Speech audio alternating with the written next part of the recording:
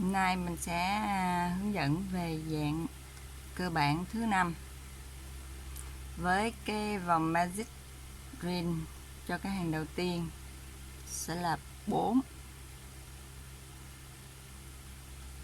Đây là tất cả của cái dạng thứ 5 ha, các hàng của dạng thứ 5.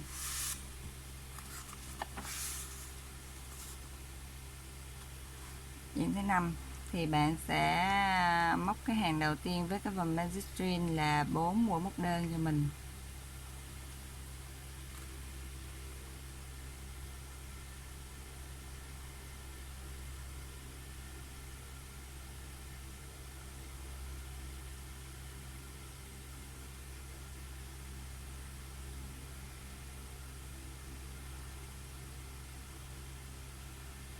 Không thấy rõ ha.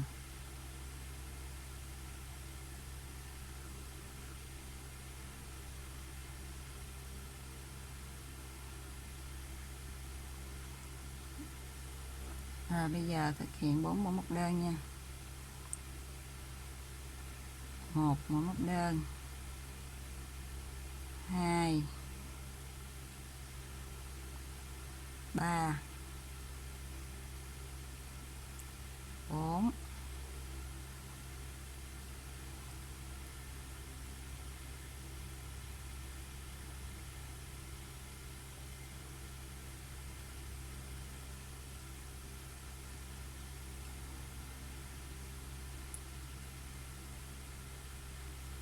rồi kết thúc bằng một mũi trượt cho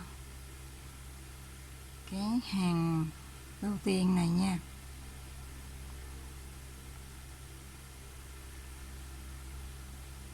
Là bạn đánh lên một bính cho mình.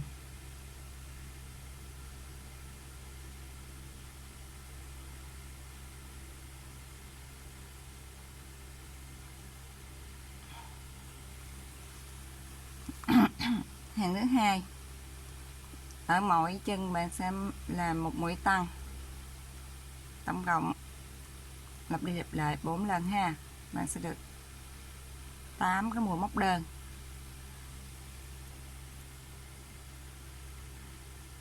Đánh dấu chân móc đầu tiên.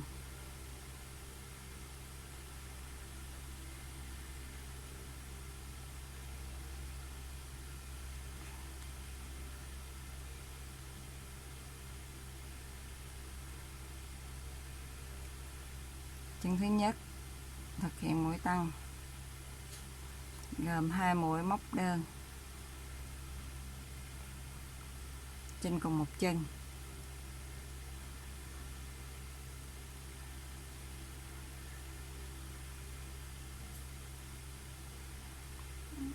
Chân thứ hai cũng 2 mũi móc đơn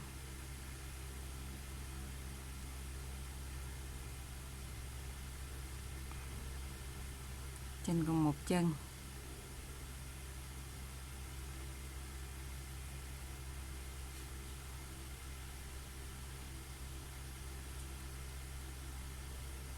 Kế tiếp cho những chân còn lại ha.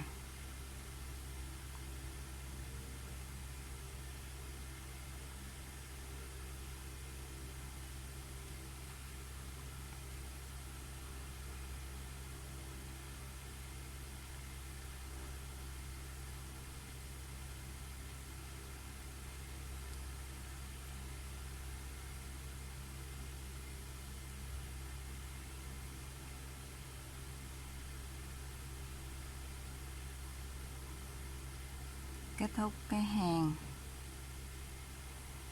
thứ hai bằng một mũi trượt.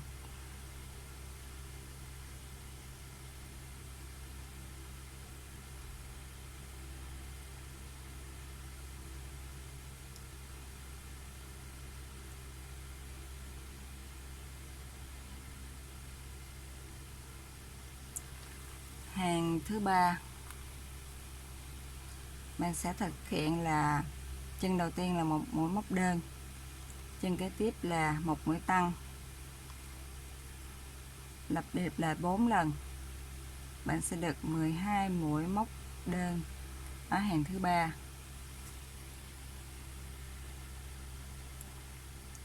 đánh dấu chân móc đầu tiên và thực hiện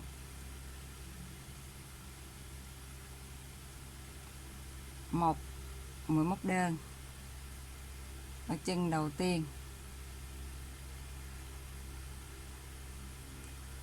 Chân thứ hai một mũi tăng gồm 2 mũi móc đơn trên cùng một chân.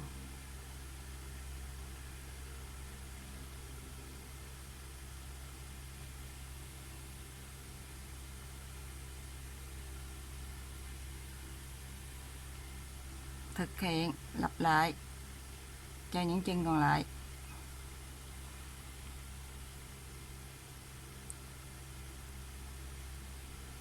Một mũi đơn, một mũi tăng,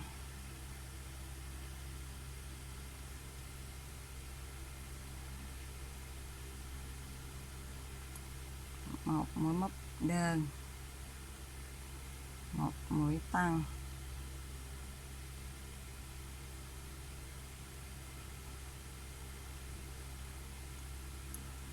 một mũi móc đơn nè và một mũi tăng.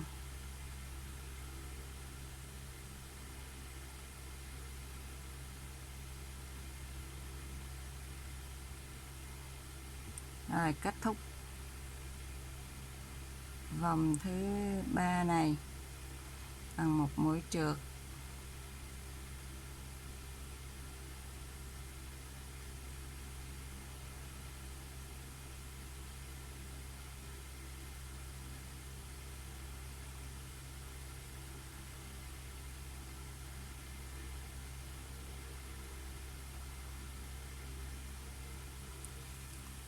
Vòng thứ tư bạn sẽ thực hiện ở 2 chân móc đầu tiên là 2 mũi móc đơn.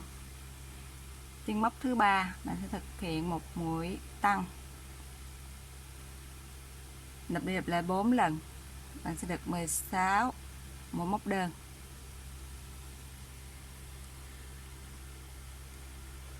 Đánh dấu chân móc đầu tiên.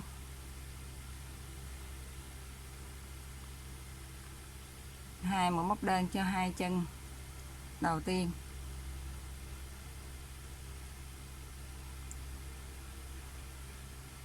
Một móc đơn, 2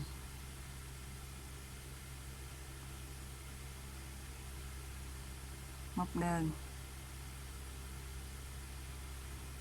3 sẽ là một mũi tăng, một đơn, 2 đơn trên cùng một chân. Làm lặp lại cái bước trên cho những chân còn lại.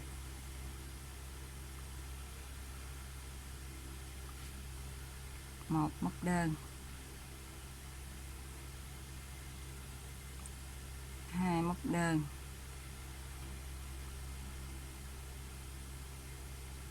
3 là 2 móc đơn trên cùng một chân.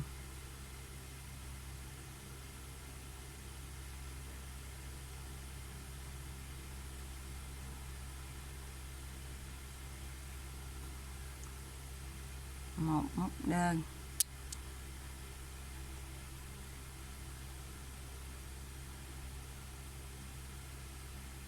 2 móc đơn, 3 tăng,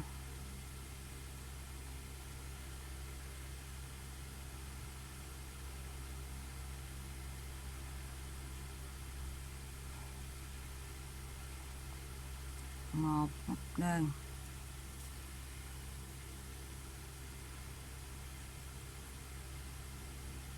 2 móc đơn,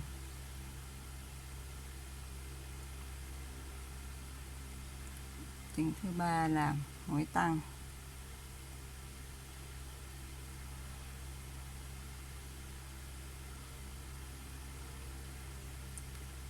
Kết thúc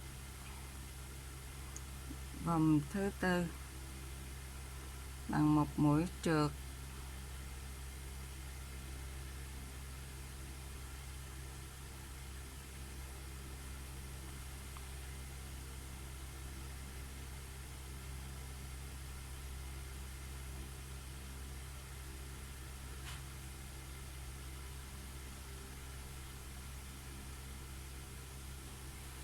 Rồi, hàng thứ 5, bạn sẽ thực hiện 3 chân đầu tiên là 3 mũi móc đơn, và chân thứ tư sẽ là một mũi tăng gồm 2 mũi móc đơn ha. Lặp đi lặp lại 4 lần sẽ được tổng cộng là 20 mũi móc đơn trên hàng thứ 5 này. Đánh dấu chân móc đầu tiên.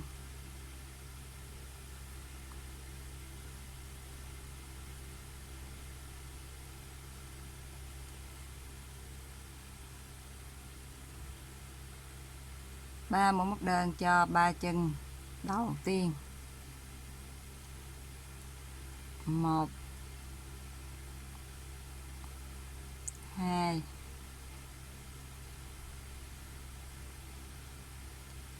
3, 3 mũi móc đơn. Mũi thứ tư sẽ là mũi tăng gồm 2 mũi móc đơn trên cùng một chân.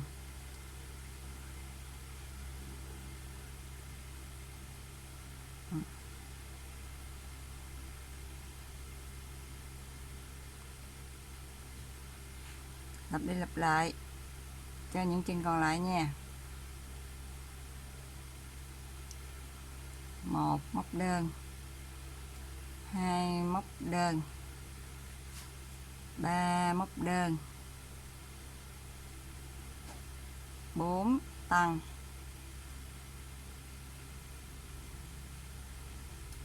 1 móc đơn, 2 móc đơn, 3 móc đơn, 4 tăng,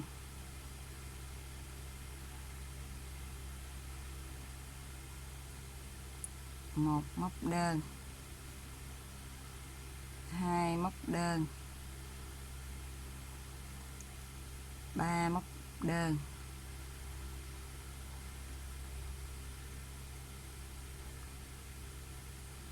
4 tăng,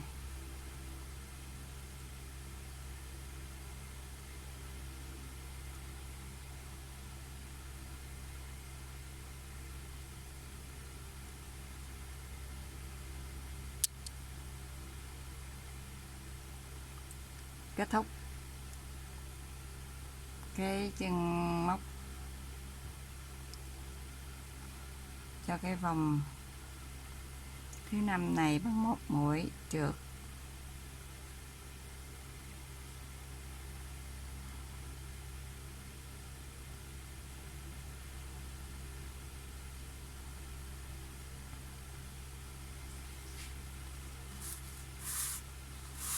Rồi, bạn đã hoàn tất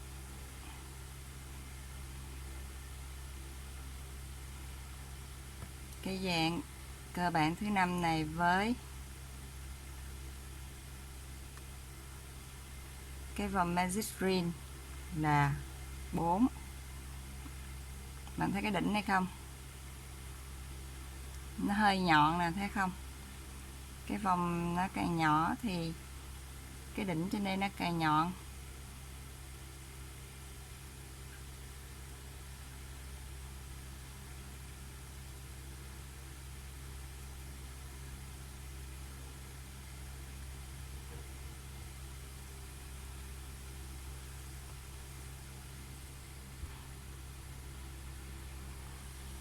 Bây giờ mình sẽ so sánh ha.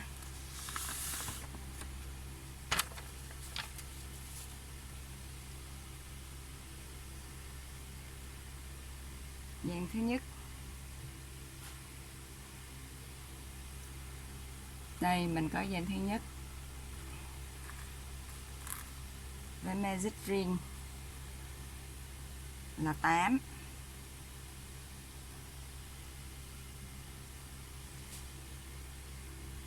Cái dạng cơ bản thứ hai magic ring là 7.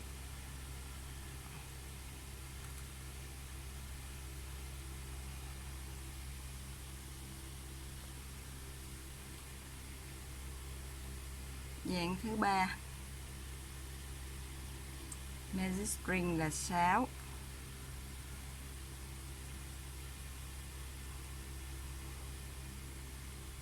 Dạng thứ tư Magic Ring là 5.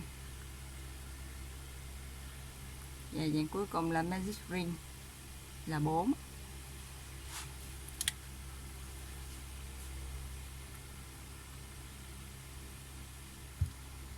Đây là 5 dạng cơ bản với các Magic Ring khác nhau